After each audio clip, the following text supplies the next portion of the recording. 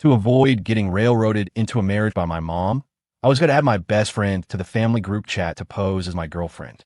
Except my thumb slipped, and I invited my boss instead, the Ice Queen, the one whose name inspires fear in the hearts of grown men. And now, staring at the $1,000 Venmo payment that instantly appeared in the chat, followed by her message, "Thank you, Mrs. Cole." All I could do was open LinkedIn. It was time to find a new job on a different planet. "Ethan, when are you going to bring a girlfriend home?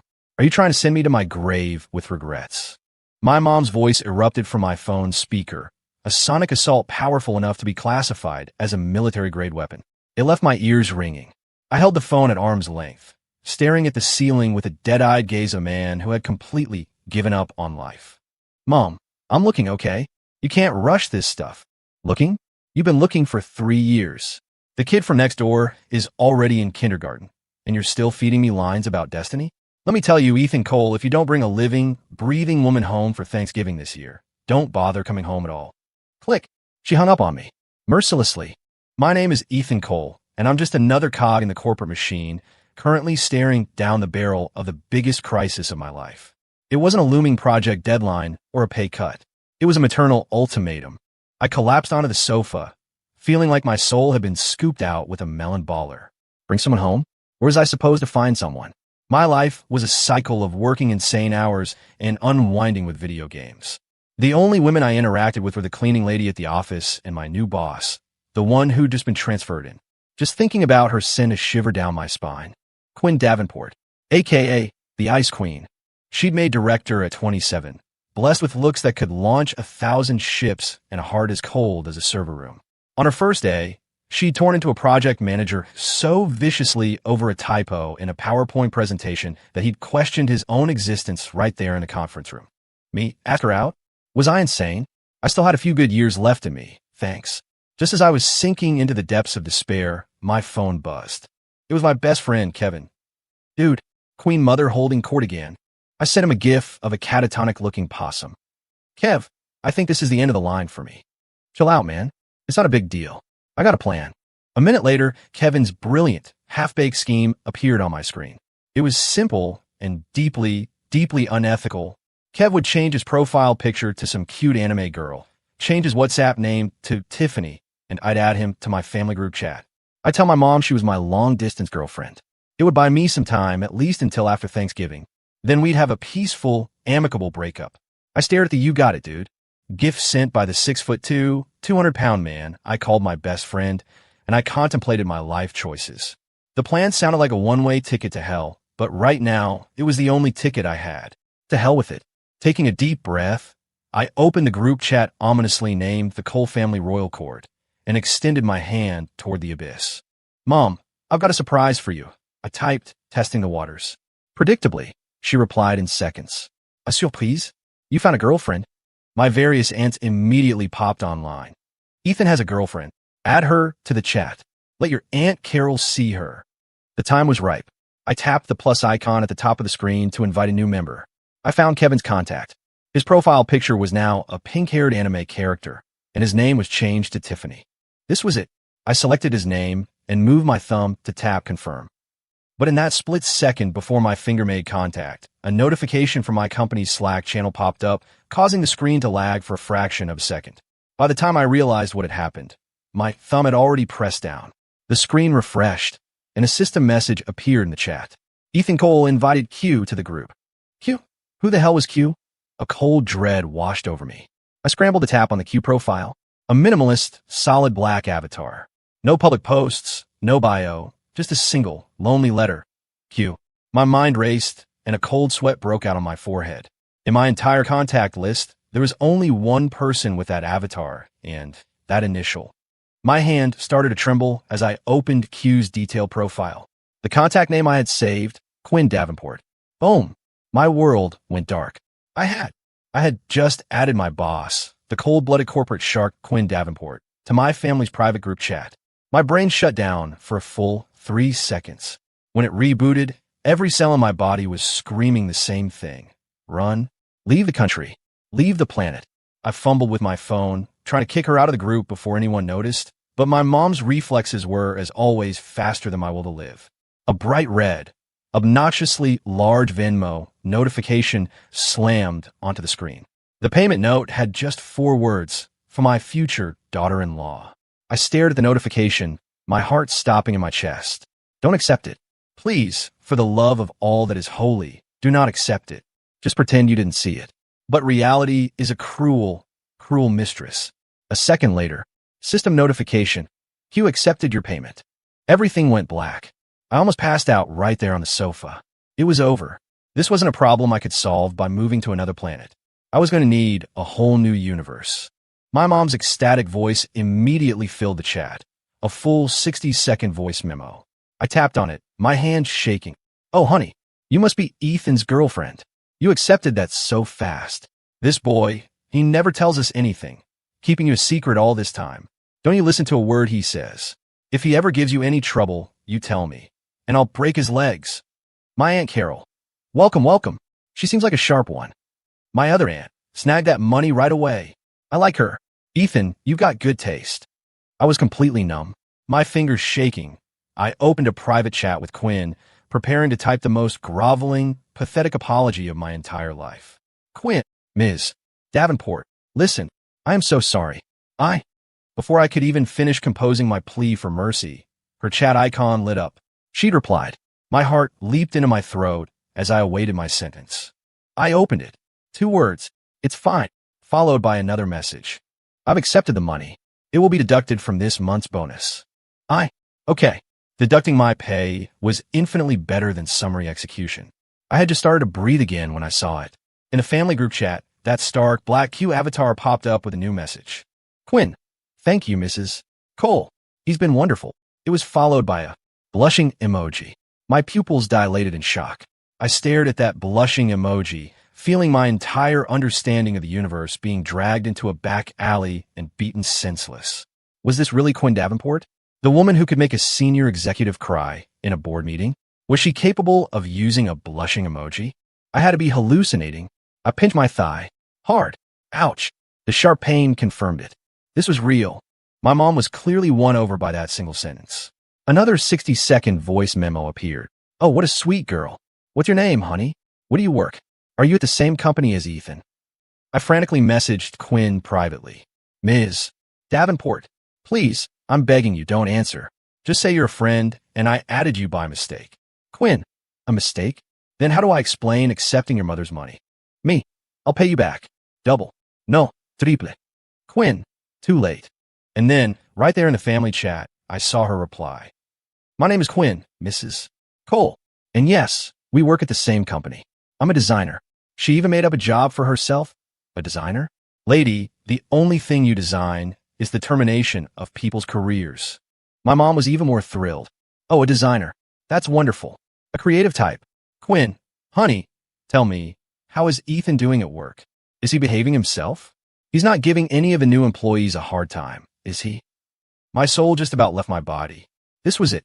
She was going to use this opportunity to publicly broadcast all my professional sins, the long lunches, the occasional late arrivals. That one time, she probably overheard me complaining about her. I could already see my future. Me, tied to a chair, being lectured to death by my mother. I closed my eyes, awaiting the sweet release of death. A minute later, my phone vibrated. It was Quinn's reply. You can rest easy, Mrs. Cole. Ethan is an absolute star at the office. He's hardworking, proactive, and always willing to help his colleagues. A real model employee. Me? I shot bolt upright, rereading the message 3 times. Model employee? Ethan, was she talking about me? Since when was I any of those things? While I was still reeling, another private message from Quinn popped up. Screenshot. This month's Employee of the Month award. If you don't get it, you know what happens. Me. She wasn't an ice queen. She was the devil. From that night on, my life split into 2 completely different realities.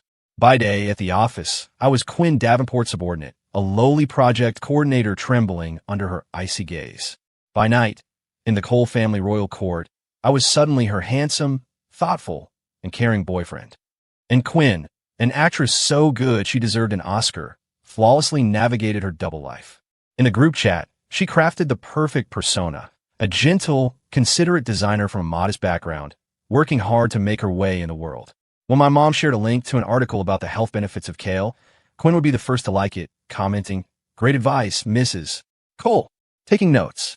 When my little nephew posted a picture of his spelling bee certificate, she'd send a perfectly timed, "You're a star" GIF, along with a $50 Venmo payment.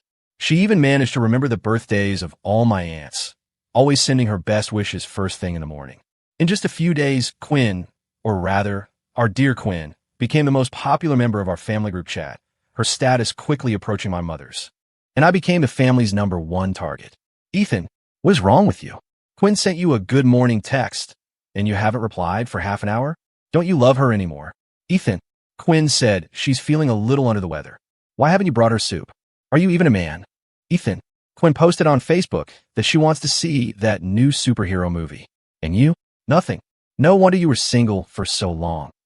I stare at my phone, wanting to cry. I swear to God, the good morning text from Quinn wasn't good morning. It was, "I want the final proposal on my desk by 9 a.m. or you're fired." The reason she was under the weather was because she'd stayed up until 3 a.m. chatting with my mom about herbal remedies, making her voice hoarse for the morning meeting. And the thing she wanted to see on Facebook wasn't a movie. It was an industry analysis report on box office trends with a caption, "Fascinating market shifts to watch." I was being framed. The worst part was the charade was starting to bleed from the digital world into the real one. One afternoon, I was at my desk, trying my best to look busy, when a message from Quinn popped up. "Downstairs. Your mom sent you something." My heart skipped a beat. I bolted for the elevator. There was Quinn, standing by the company entrance next to a massive cardboard box stamped with "Taste of Texas Barbecue Bonanza." The delivery guy gave me a look of pure admiration. "Dude, your girlfriend is awesome. This thing weighs a ton, but she insisted on waiting here with it for you." Quinn stared at me, her expressionless face clearly communicating one thing. "If you don't move this box in the next 5 seconds, you're dead." I rushed over, hoisting the box with a grunt. Ms. Davenport, this, my mother," I began, correcting myself, "said it's to help her future daughter-in-law put some meat on her bones." Quinn said flatly, "You take it. Bring me a portion tomorrow. Prepared. Smoked." With those 2 words, she turned and walked away, leaving me with nothing but her formidable silhouette and a box of raw meat. I clutched the ridiculously heavy care package, tears welling in my eyes. I can barely toast a bagel. She wanted me to smoke a brisket, but orders were orders. A boss is a boss. I spent the entire night on Google, watching tutorial videos, and turning my kitchen into what looked like a disaster zone. But somehow, I managed to produce a slow-cooked brisket that, while looking a bit tragic, was technically edible. The next day, I walked into Quinn's office with a thermos, my heart pounding against my ribs. "Ms. Davenport, food." She was reviewing a document and didn't even look up. "Put it there." I carefully placed the thermos on her desk and prepared to make a strategic retreat. "Wait," she said. I froze. "You feed me." I was pretty sure my ears were malfunctioning. "WH what?" Quinn finally looked up, her stunning face devoid of emotion, but her eyes held an authority that was impossible to defy. "You heard me. I am Busse." My hand started shaking. If anyone from the office saw this, I'd be a company-wide meme by lunchtime. Breaking. Director and subordinate engage in bizarre office feeding ritual. A ghost of a smile touched Quinn's lips. She picked up her phone and played a voice memo. My mom's cheerful voice filled the office. "Quinn, honey, I sent you our best local brisket. Make sure Ethan prepares it for you. If he doesn't take good care of you, you let me know." She finished the recording, raised an eyebrow, and looked at me. "Do I need to call your mother and report on the quality of your care?" I surrendered instantly. No, that's not necessary, Ms. Davenport. I'll do it. I'll feed you." Resigned to my fate, I picked up a fork, speared a piece of brisket, and shakily held it to her lips. "Ms. Davenport, open up." My face was burning. I had never been so humiliated in my entire life. Quinn elegantly opened her mouth and took a bite. Then her perfect eyebrows knitted together slightly. My heart sank. It was over. It tasted horrible. She was going to throw in my face.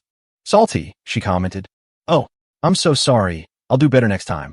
More bark next time." It's good," she said, taking another bite I offered. "Do it again tomorrow." Me? I felt like my legs were made of jelly as I walked out of her office. I just slumped into my chair when my coworker, Dave, sidled up to me, his face a mask of intrigue.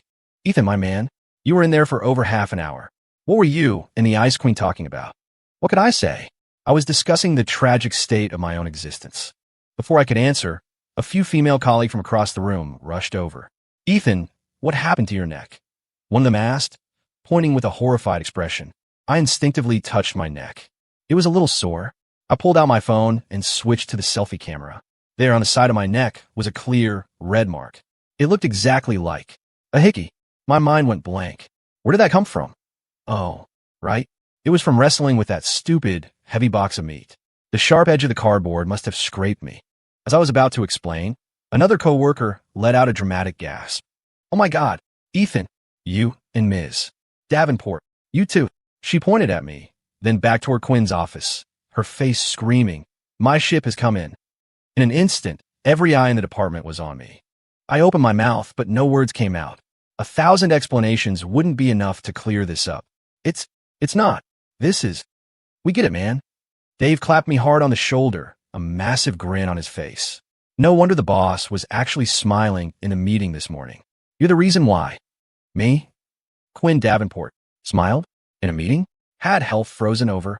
Before I could process this new information, I saw Quinn emerge from her office. In her hand, she was holding my pink thermos. The entire office fell silent. She walked straight toward me, ignoring everyone else, and placed the thermos on my desk. Tasted good. Then she paused, her gaze falling on my neck. Everyone held their breath. I felt like I was about to suffocate from the tension. Quinn reached out a slender finger and gently, so gently, brushed it against the red mark. My entire body went rigid. She leaned in close to my ear, her voice a whisper only I could hear. Next time, make it darker. And with that, she turned, and the click-clack of her heels echoed in the stunned silence as she walked away, leaving me for dead. Socially, at least. After the hickey incident, my status in the company did a complete 180. Before, my colleagues looked at me with pity, the poor soul toiling away under the ice queen. Now, they looked at me with reverence, the brave hero who had somehow tamed the dragon. I became a corporate legend. Ethan, you gotta share your secrets. How did you land a goddess like Quinn Davenport? Dude, are you secretly the heir to some massive fortune? What's your story?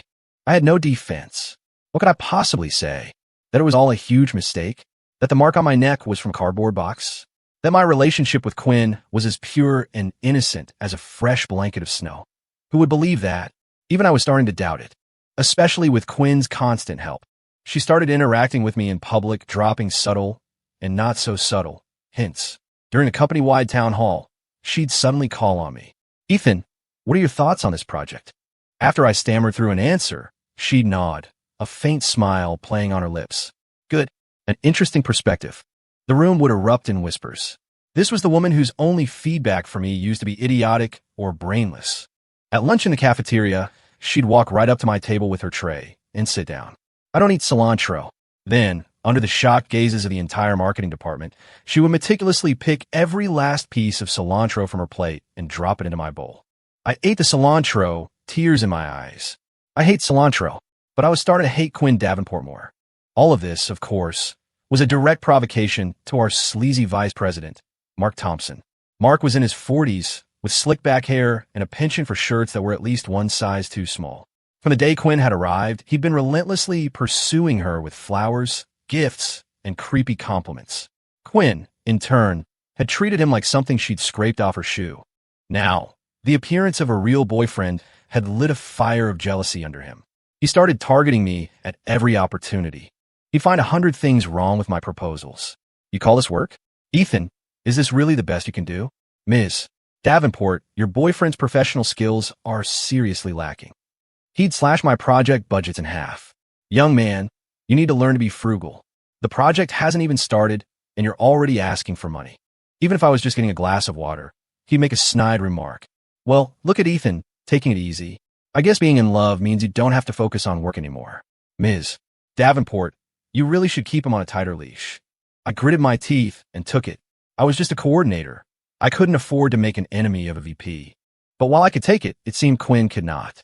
One day, in a planning meeting, Mark once again publicly tore my latest proposal to shreds. No creativity. Flawed logic. If this passes, I'll eat my hat. He slammed the document on the table, shooting me a smug look before turning his challenging gaze to Quinn.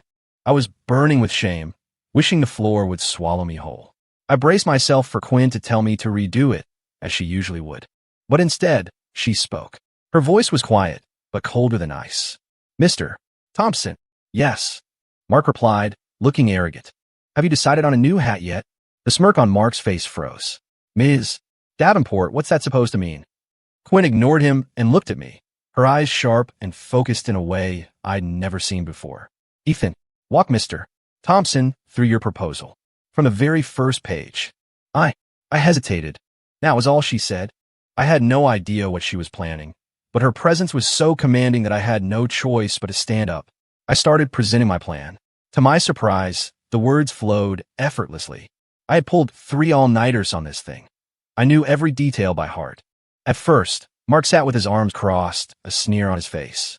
But as I got deeper into the data and the strategy, his expression grew more and more serious. When I finished the last slide, the conference room was completely silent. Quinn broke the silence. Mr.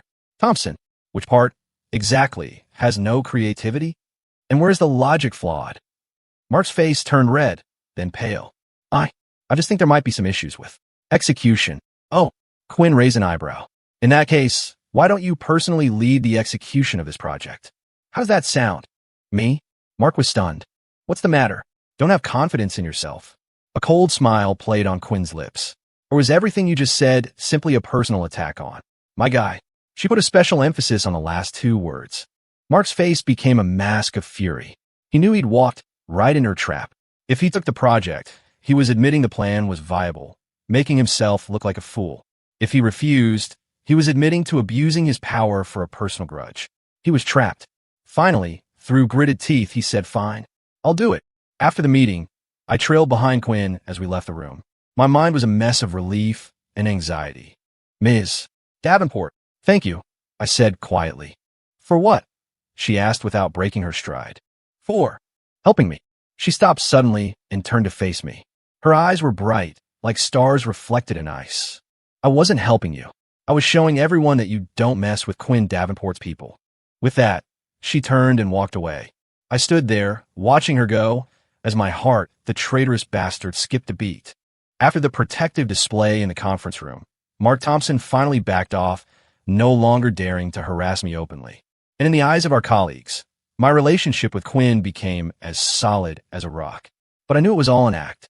She was just using me as a shield, and I was playing my part. There was a chasm between us that could never be crossed.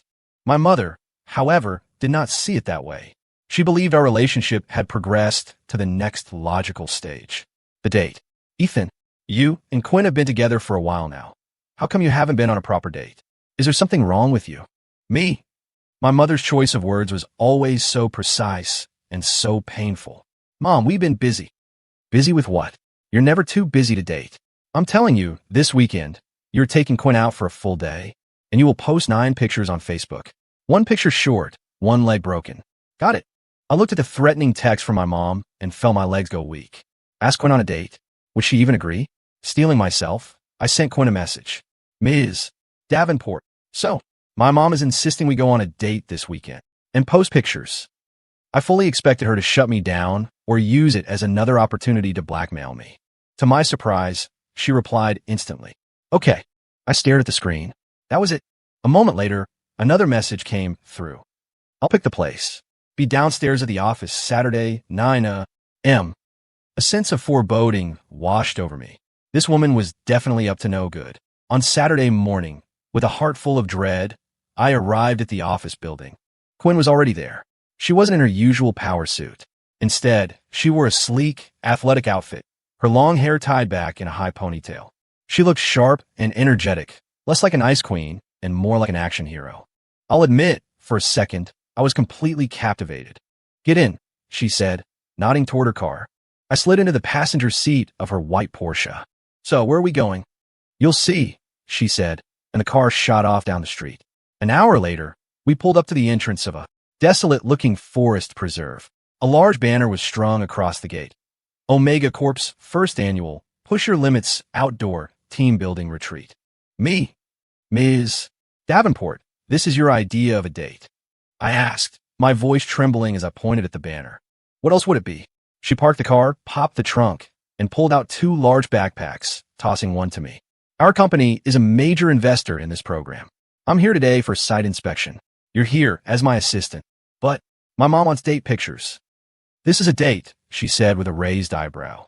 Couples who do outdoor challenges together stay together. It's a great way to build character and deepen our bond. I believe that when pigs flew, with the heavy pack on my back, I trudged after her, officially beginning my date from hell. First up, rock climbing. I looked at the nearly vertical cliff face, and my legs turned to jelly. Ms. Davenport, I'm afraid of heights. Oh, she glanced at me. I seem to recall you writing in a proposal that one must be brave enough to challenge oneself and break through personal limits. Was that just for show? She had me there. She expertly strapped on her harness and scaled the wall like a seasoned pro.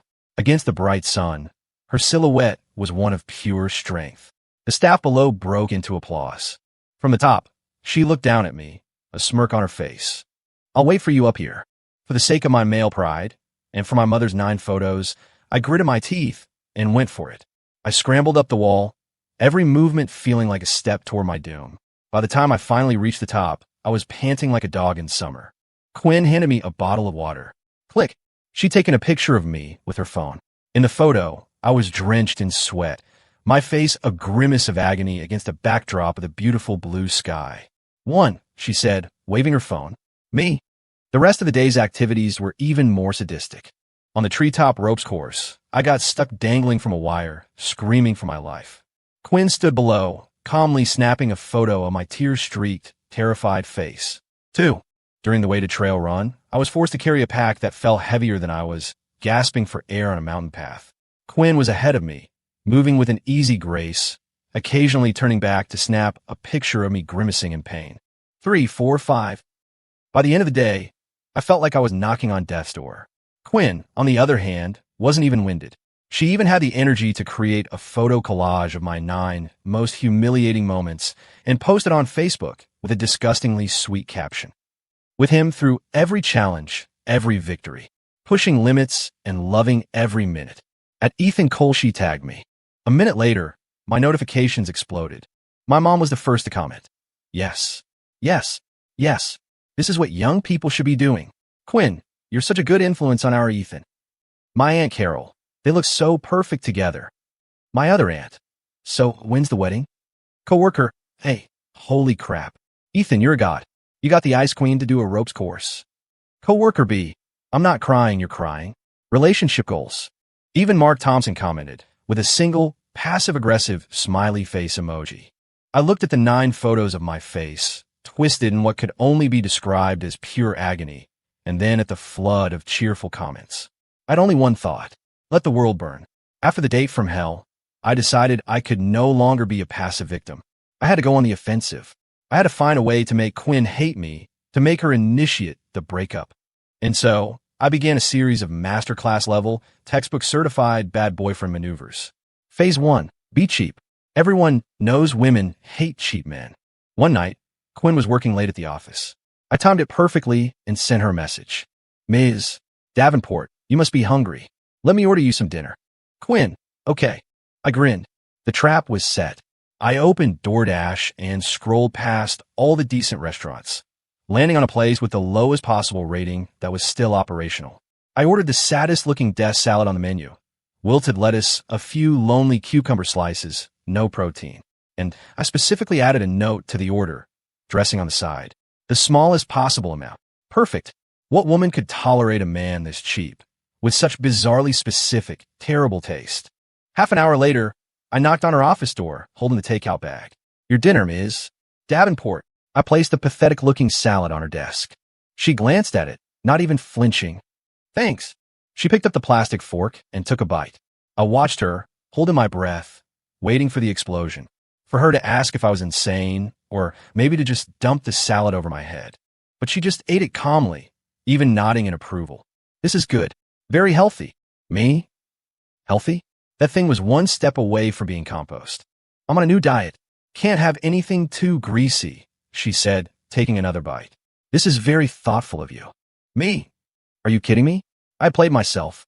Phase 1. Failure. Undeterred, I move on to Phase 2. Terrible taste. Over the weekend, Quinn messaged me. There was a corporate gala that night, and I had to be her date. An idea sparked. I went to the mall and found the most hideously tacky gift imaginable. A giant pink, rhinestone-encrusted music box that played a tinny version of some terrible pop song for the 2000s. That evening, I showed up at her apartment building wearing a plaid suit I'm pretty sure my dad wore in the 80s, clutching the eye-searingly bright music box. When she walked out of the lobby, I was momentarily stunned. She was wearing a breathtaking black evening gown that highlighted her elegant neck and collarbones. Her hair was styled in an updo. Her makeup was flawless. She looked like a queen stepping out of the moonlight. I felt a little dizzy. "This is for you," I said, snapping back to reality and thrusting the music box at her. I waited to see the look of disgust and contempt on her face. But she just glanced at it and took it. "It's very unique," she managed to say. "Do you like it?" I pressed, searching for any sign of a crack in her composure. "Yes," she nodded. "Let's go, we're going to be late." And just like that, she got in the car, holding that monstrosity of a music box. The entire ride, I watched her, but her expression remained perfectly neutral. At the gala, she was the center of attention, and I, along with the pink music box in her hands, was the butt of the joke standing next to her. I could feel the stares. Who is that woman? She's gorgeous. Is that guy next to her boyfriend? What is with his taste? Is that music box for real? Looks like he got it on clearance at a dollar store. I was secretly thrilled. This was it. There was no way Quinn could tolerate this public humiliation. Just then, Mark Thompson sauntered over, a glass of champagne in his hand. His eyes immediately landed on the music box, and a look of undisguised mockery spread across his face. "Ms. Davenport, what an interesting accessory. I didn't take you for a fan of such trinkets." Quinn gave him a cool glance. "It is, isn't it?" She held up the music box, letting the cheap rhinestones catch the light. "My boyfriend gave it to me. He said it represents our love. Unbreakable, brilliant, and as dazzling as a diamond." As she spoke, she looked at me with an expression of deep, unwavering affection. Me? When the hell did I ever say that? Mark was speechless. The people around us who had been whispering started to look at the music box differently. "Wow, that's so romantic. I never would have guessed it had such a deep meaning. I feel so shallow now. That's what true love looks like." I stared at Quinn's face as she spouted this utter nonsense with the conviction of a seasoned politician. This woman missed her calling. She should have been a novelist. Phase 2, epic fail. I refused to give up. After the gala, I drove her home. On the way, I decided to deploy my ultimate weapon. Phase 3, the awkward conversation. "Quinn, did you know that pigs can't look up at the sky?" "Quinn, HM. Quinn, did you know that giraffes only sleep for 30 minutes a day?" "Quinn, HM. Quinn, did you know that my mom always says women with bigger hips have an easier time having babies?" The moment the words left my mouth, the car fell into a dead silence. I could hear the hum of the air conditioning. I was ecstatic. This was it. I had finally done it. That sentence was enough to get me a restraining order from any sane woman. I waited for her to kick me out of the moving car. But after a few agonizingly long seconds, she spoke. Her voice was soft, with a hint of something I couldn't quite place. "Amusement? Is that so?" She kept her eyes on the road, but I saw her glance at the rearview mirror. Then, she said something that made my entire world short-circuit. "So what do you think? Will I have an easy time?" It took me 3 full minutes to reboot my brain, which had been fried to a crisp. What did Quinn just say? She asked me if I thought she'd have an easy time having babies. What kind of unholy, impossible question was that? It was harder than the final exam for my advanced calculus class. If I said yes, I was a pig. If I said no, I was a liar, and my fate would likely be even worse. I opened my mouth, but no sound came out. The air in the car was thick with a strange, charged energy. Thankfully, we arrived at her building. The moment the car stopped, I practically threw myself out the door. "Quinn, good night. See you later." I ran without looking back, feeling like I was being chased by a demon. I didn't sleep a wink that night. Her question echoed in my mind on a loop. It was over. This woman had me completely and utterly cornered. My grand plan to get dumped was a total, spectacular failure. In the following days, I gave up. I was done. Let the world burn. I was tired. I stopped fighting and passively accepted my new identity as Quinn's boyfriend. Just as I thought life would continue in this bizarre, split reality, the company's annual fall retreat was announced. The destination, a spa and resort up in Lake Geneva. I tried to get out of it, but one look from Quinn, a single sharp glance that clearly said, "Don't you dare," was enough to change my mind. On the bus, our colleagues started chanting for us to sit together. Amid a chorus of kiss, kiss, kiss, we awkwardly took our seats to the front. Mark Thompson sat behind us, his glare feeling like a physical weight on the back of my neck. When we got to the resort, it was free time. Everyone headed for the hot springs. I was about to find a quiet corner to hide in when Mark and a few of his cronies cornered me. "Ethan, don't run off," Mark said with a fake smile. "Let's do something fun. Something for the men." He pointed to a nearby, man-made lake. "How about a little swim?" It was late fall. The water would be freezing. This was clearly a setup. "Mr. Thompson, I'm not a very good swimmer." I tried to decline. "What's scared?" one of Mark's buddies sneered. "Are you even a man?" "I can't believe Miss Davenport fell for you." "Yeah, just a pretty boy. I'll show a no-go." My hands clenched into fists. "Phoenix, let's do it." I blurted out, my anger getting the better of me. I couldn't let them disrespect me, and I definitely couldn't let them disrespect Quinn. Even if our relationship was fake to the outside world, she was my girlfriend. I wouldn't let them embarrass her. In my swim trunks, I stood by the edge of the lake, looking at the dark green water with a growing sense of dread. Mark and his friends all looked like they hit the gym regularly. I, on the other hand, had the classic office worker physique. "First one to the buoy on the other side and back wins," Mark announced. "Loser has to crawl around the lake on all fours, barking like a dog." I took a deep breath and jumped in. The icy water shocked my system, and I shivered violently. The race started. Mark and his friends shot forward like torpedoes. I paddled desperately, but was quickly left behind. My energy started to drain, and my limbs grew numb. From the shore, I could hear their laughter. "Look at him. He's sinking. Haha, just give up already, pretty boy." I gritted my teeth, telling myself not to quit. Just as I felt I couldn't go on, a sharp, excruciating pain shot through my calf. A cramp. My body seized up, and I started to sink. "Help! Help me!" I swallowed a mouthful of water, my vision blurring. On the shore, I could hear a shift in their tone. "Hey, I think he's really cramping up. Somebody get help." Just as I thought I was going to drown, a white figure sliced through the water. She dove in without a second's hesitation. She moved through the water like a mermaid, closing the distance to me in seconds. It was Quinn. She was wearing a simple white one-piece swimsuit, and in the cold, dark water, she looked unreal, almost ethereal. She reached me, grabbing my arm. "It's okay. Hold on to me," she said, her voice laced with a genuine urgency I'd never heard before. I clung to her like a lifeline. She pulled me, swimming with a powerful stroke, back toward the shore. By the time we got out, I was shivering uncontrollably, unable to speak. Quinn laid me on the ground and immediately began to administer first aid, stretching my leg to work out the cramp. Then, she leaned over me and began to perform CPR, breathing into my mouth. My eyes were open, and all I could see was her face, inches from mine. Her lips were cool and soft. They tasted like lake water. My brain shut down again. Our colleagues stared, stunned into silence.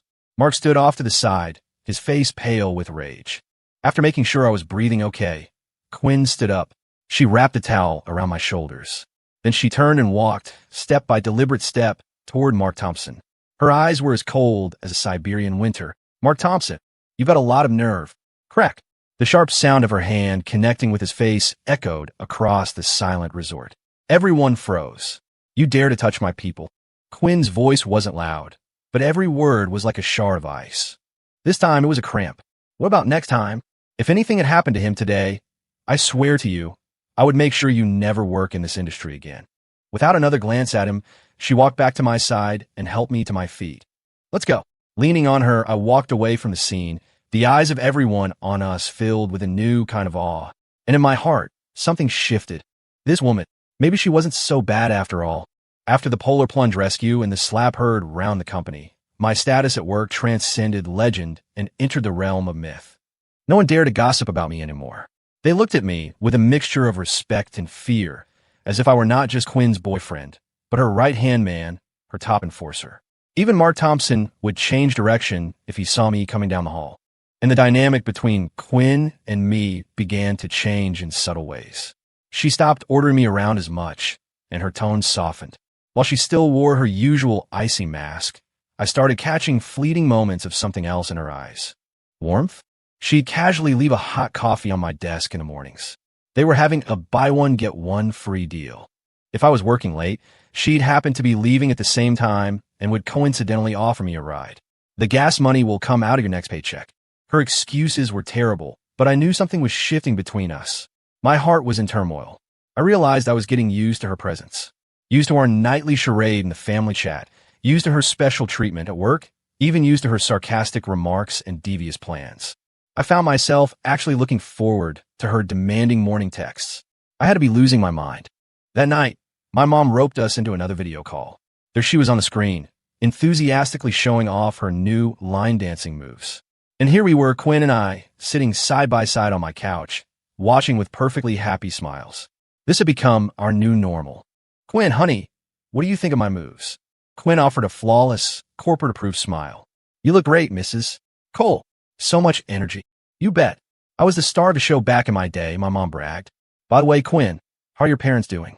We should all get together sometime soon, to make things official. And there it was, the final boss. My stomach dropped. I glanced nervously at Quinn. We hadn't rehearsed this part. I expected her to deflect with some excuse. But instead, a shadow passed over Quinn's eyes. It was only there for a second, but I saw it. She paused for a moment. My parents. They split up a long time ago. I haven't seen them in years. Her voice was soft, laced with a vulnerability I had never heard before. On the other end of the call, my mom was silent. I was stunned. I never knew that about her. The all-powerful, unstoppable force of nature at the office had scars of her own. My mom, recovering, immediately switched to a tone of profound sympathy. Oh, you poor thing. You've been through so much. Don't you worry. From now on, this is your family. I'm your mom now. And if my son gives you any trouble, you just let me know, and I'll take care of him. I watched my mom shaking her fist on the screen, then looked at Quinn beside me, her eyes looking a little misty. In a corner of my heart, long walled off, suddenly softened. After the call, the living room was quiet. Hey, I didn't know. I started. It's fine, she said, shaking her head, her icy composure returning. It's all part of the act. She stood up to go to her room. Quinn, I said, the name leaving my lips before I could stop it. She turned back. From now on, my mom is your mom too, I said. She froze, staring at me, something flickering in her eyes. After a long moment, she gave a soft and disappeared into her room. That night, I watched the sliver of light from under her door and didn't sleep at all. I think I was actually falling for my boss. The consequence of falling for her was that I started acting like a complete idiot. I'd find myself staring at her during meetings, watching the way her brow furrowed in concentration, the way she'd unconsciously tap her pen against the table when she was thinking, the rare, fleeting smile that would appear when one of my dumb jokes actually landed. When she'd leave me another buy one, get one free coffee, I'd say, thanks, this is really good, instead of mentally rolling my eyes at her flimsy excuse. I even started ordering her favorite takeout for dinner when I knew she was working late. Of course, I still had to be difficult about it. Don't get any ideas. I had a coupon that was about to expire. She never called my bluff. She'd just quietly eat the food, and the next morning, a fancy breakfast would appear on my desk with a sticky note, returning the favor. We had fallen into a strange, unspoken rhythm. Nothing was said, but everything was understood. But peace, as they say, is fleeting. That afternoon, my phone rang. It was my mother. This time, her voice was practically vibrating with excitement. So, I have a surprise for you. A shiver went down my spine. Mom, please don't. Your father and I are downstairs at your apartment building. Boom. A lightning bolt struck me right between the eyes. What? Why are you here? To see my daughter-in-law, of course. We brought a car full of groceries. Come down and help us. I hung up, my brain completely fried. A surprise parentale inspection. This was a code red emergency. The worst part? Quinn was living in the apartment right next to mine. We'd arranged it to make the whole charade easier. If my parents found out we were living separately, they would literally break my legs. I burst into Quinn's office, panting. Quinn, Ms. Davenport, we have a major problem. She looked up from her work, her expression turning serious when she saw my pale face. What is it? Is Mark giving you trouble again? 100 times worse. My parents are here. They're downstairs. Right now. Quinn's composure finally cracked. She stared at me, stunned. What? What do we do? How should I know? I paced around her office like a caged animal. If they find out we don't live together.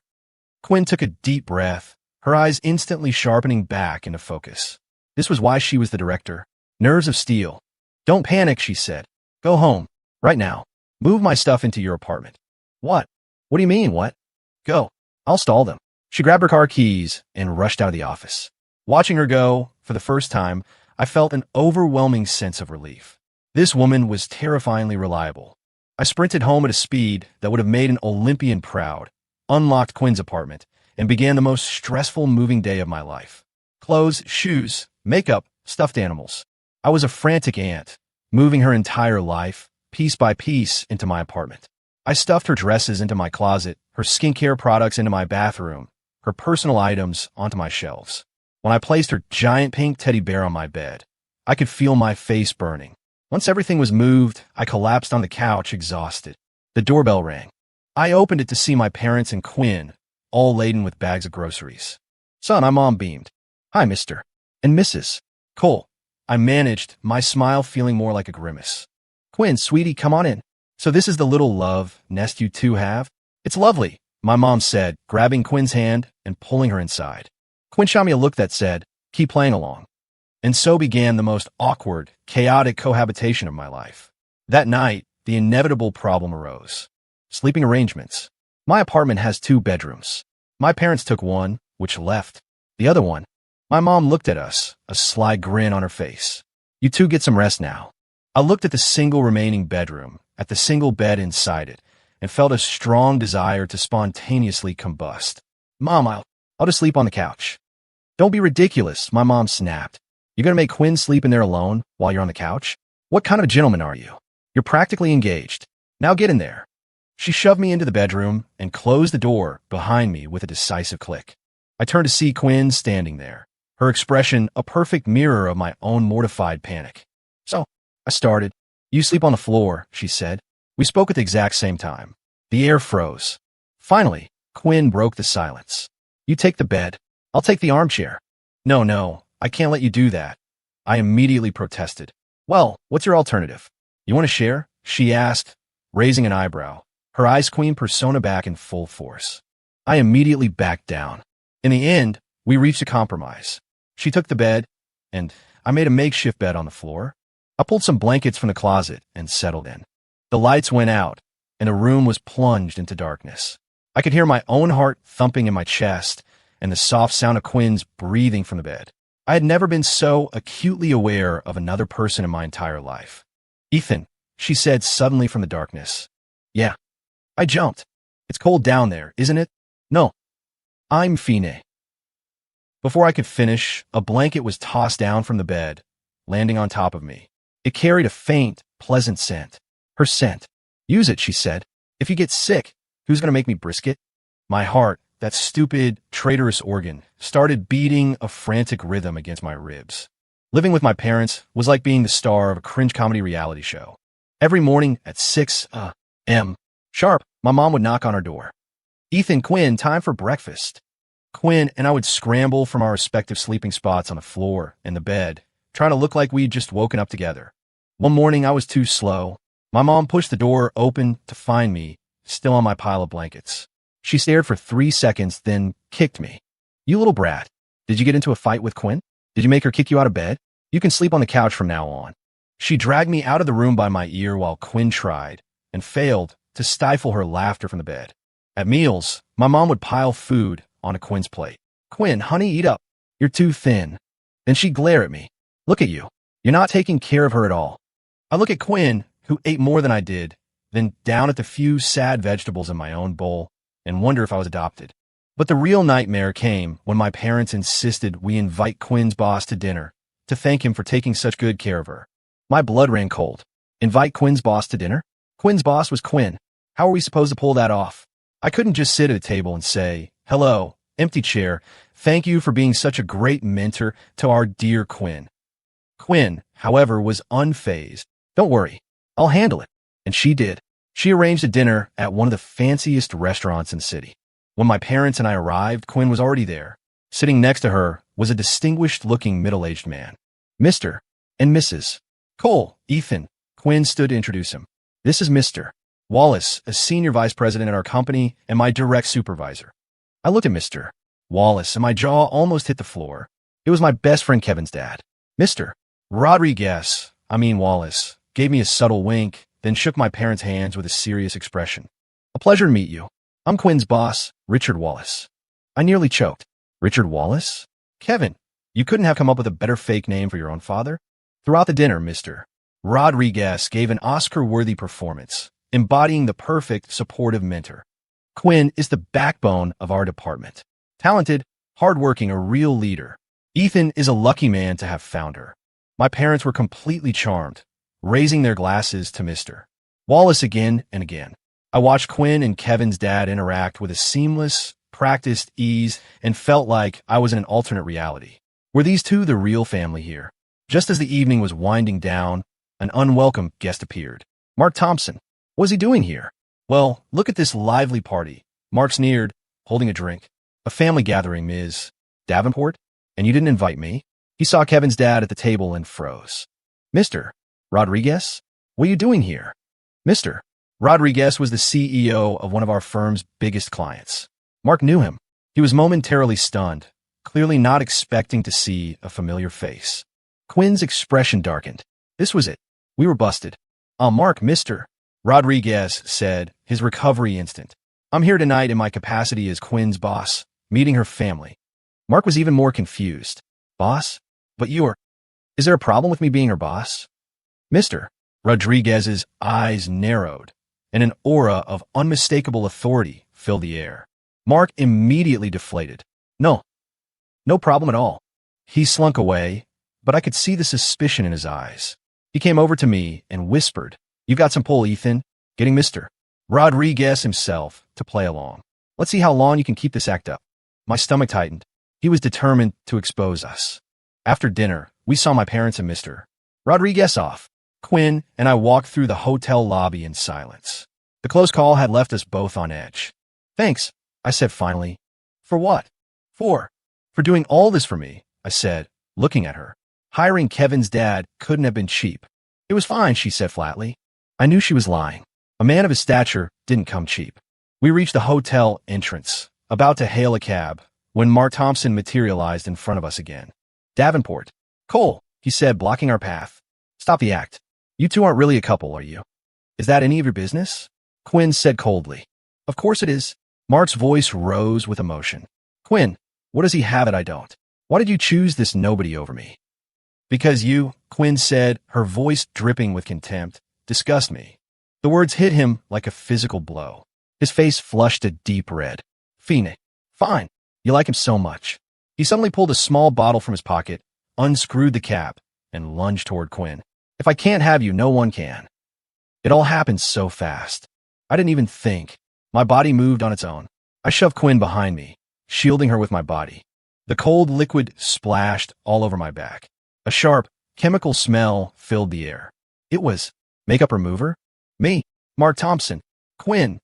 Mark stared at the bottle in his hand, then at me, completely bewildered. I grabbed the wrong one. "This is my wife's." I was trying to grab He didn't get to finish. Hotel security swarmed him and pinned him to the ground. I stood there, my back feeling strangely clean and a little chilly. Quinn stepped out from behind me, her expression unreadable. "Are you okay?" "I'm fine." I shook my head, just feeling very refreshed. She looked at my drenched shirt, and then, for the first time, a genuine, unforced laugh escaped her lips. It was like watching an iceberg melt in the spring. Seeing her laugh, I couldn't help but laugh too. And in that moment, standing outside a fancy hotel, smelling faintly of my cellar water, all the lies and pretenses just seemed to melt away. After the makeup remover assault, Mark Thompson was fired for workplace misconduct and vanished from our lives. I managed to convince my parents that an urgent project required my full attention and sent them home. Life, it seemed, was returning to normal. But Quinn and I both knew that some things had changed for good. She never moved her things out of my apartment. And I, in a silent agreement, never asked her to. We continued our strange, cohabiting relationship. We still slept in separate rooms, but we had breakfast together in the mornings. We'd come home from work and watch TV on the couch. On weekends, we'd go grocery shopping together, arguing over what to make for dinner like a real couple. I felt like I actually had a girlfriend. One evening, our company held a banquet to celebrate the successful completion of a major project. Everyone was in high spirits, and the drinks were flowing. I'd been cornered by a few colleagues and was feeling a little buzzed. Quinn, as the director, was naturally the star of the show. She'd had her fair share of toasts, and a faint blush colored her usually pale cheeks. After the dinner, everyone wanted to go to a karaoke bar. I looked at Quinn, who was swaying slightly on her feet, and made an executive decision. She's had too much to drink. I'm taking her home. I supported her as we left the hotel. The cool night air seemed to hit her all at once, and she sagged against me. Her scent, a mix of her usual light perfume and wine, was intoxicating. I got her into a cab. On the way home, she was quiet, her head resting on my shoulder like a docile cat. Without her professional armor, all that was left was a soft, vulnerable woman. I watched her sleeping face, her long eyelashes casting shadows on her cheeks. My heart felt like it was dissolving. When we got back to the apartment, I helped her onto the couch. Quinn, wake up. Go sleep in the bed. She opened her eyes groggily, her gaze unfocused. Ethan, she murmured my name. Yeah, I'm here. My head is spinning. I'll get you some water. I started to get up, but she grabbed my hand. Her hand was cool, but her grip was surprisingly strong. Don't go, she said. I sat back down. She held my hand, not saying anything, just looking at me. The alcohol had washed away the coldness in her eyes, replacing it with something mesmerizing. My mouth went dry. My heart pounded against my ribs. Quinn, Ethan, she interrupted me. Do you like me? Boom. Her words were a bombshell that completely obliterated my consciousness. Did she just ask me that? Was she drunk, or was this a test? I looked into her shimmering eyes and felt completely exposed, as if she could see every thought in my head. I opened my mouth, but the word no wouldn't come out. She saw my panicked expression, and a slow smile spread across her face. She leaned in, closer and closer. I could smell the wine on her breath. I could see my own terrified reflection in her pupils. My mind was a blank slate. I forgot to move, forgot to breathe. And then her lips gently touched mine. They were soft, cool, and tasted faintly of wine. Time stood still. The kiss was light and brief, like a feather brushing against my heart. And then she fell asleep. For real. Fast asleep. Leaving me alone on the couch, petrified, until the sun came up. The next morning, when she woke up, she acted as if nothing had happened. She rubbed her temples, groaning from her hangover. How did I end up sleeping on the couch? I stared at her innocent face, a million sarcastic retorts dying on my tongue. She had to be doing this on purpose. She had to be. Kiss a guy and run? Unforgivable. I was so mad I didn't speak to her all day. That evening, however, she knocked on my bedroom door as if everything was perfectly normal. Ethan, can you come out here for a second? I stomped out into the living room. She was standing there holding a small, official-looking booklet. What's this? I asked. My birth certificate, she said, placing it in my hand, and my social security card. Me? What are you doing? I looked it up, she said, her expression completely serious. The law requires both parties to present identification to get a marriage license. I felt my jaw unhinge and drop to the floor. Ugh, a marriage license. Well, what else? She raised an eyebrow. My mom, your mom, was asking in the group chat again yesterday. When are we getting a license? When's the wedding? When are we having kids? She pulled out her phone and showed me the chat history from the Cole family royal court. My mother's increasingly pointed voice memos were right there at the top. See? The people have spoken, Quinn said, putting her phone away and crossing her arms. As the parties involved, shouldn't we give the people what they want? I looked at her deadpan face and felt like I was dreaming. But this is all fake, I said weakly. Oh, she stepped closer, looking me directly in the eyes. Was the kiss last night fake too? My face exploded in a blush. She remembered. I was speechless. Ethan, she suddenly dropped the playful act, her gaze becoming intensely serious. This whole thing, it started as a mistake when you added me to that chat. But now I want to turn that mistake into the right decision. Are you willing to do that with me? I looked at her, at the light dancing in her eyes, at the look of genuine hope and nervousness on her beautiful face that I had never seen before. And in that moment, my heart felt full to bursting. All the doubts, all the uncertainty vanished. I nodded hard. I am. Then I walked into my room and came back with my own documents. We'll need mine too. Quinn stared at the papers in my hand, stunned, and then she smiled. A real, brilliant smile that crinkled the corners of her eyes and lit up the entire room, brighter than any star in the sky. The next day, we stood in front of the county clerk's office. Hand in hand, Quinn and I walked through the doors. When we walked out, we each had a new piece of paper, our marriage certificate. I stared at it, still feeling like I was in a dream. I was married to the woman I once considered my personal devil. Quinn took out her phone. Click. She snapped a photo of us holding the certificate. Then she opened that all too familiar group chat. The Cole family royal court. She posted the picture. A second later, the chat exploded. My mom's massive Venmo payment, followed by $9.99 plus notifications of congratulations from my aunts, flooded the screen. I looked at my phone, then at my wife, Quinn, who was smiling beside me. And I realized that thumb slip, that one stupid mistake, was the luckiest thing that had ever happened to me. End.